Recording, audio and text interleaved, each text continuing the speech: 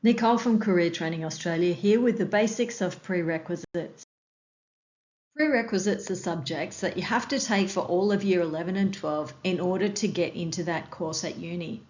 They're set because the first year course is going to expect you to have a certain level of knowledge that they're going to build on. Some unis like QUT use assumed knowledge instead of prereqs, and that means you could get into the course without meeting the prereqs. But if you don't have the knowledge, you're likely to start very behind your classmates and not do well.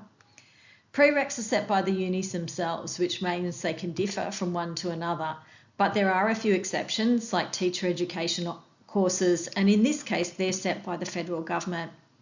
General English is the most common prereq because unis see the ability to pass this as a good indicator that you can manage the level of academic English from the get-go.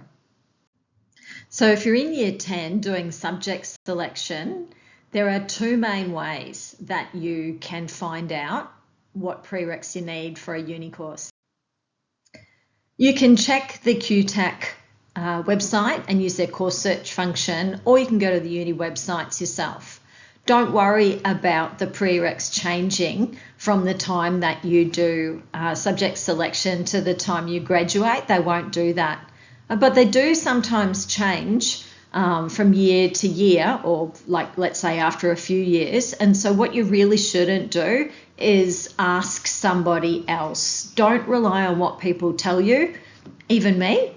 Please fact check me and anybody else you hear from on this subject and go to the website. That is your point of truth. So the best advice, if you're not really sure what you want to do after school in year 10, when you're doing your subject selection, is to choose what you like and choose what you're good at. If you do that and then you get to grade 11 or 12 and you haven't got a prereq that you need for a course, there are a million ways, not really a million, but almost, to get where you want to go.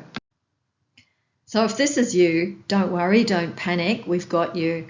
There are heaps of ways to get where you want to go, apart from what I've listed here, which are tertiary preparations programs and bridging courses.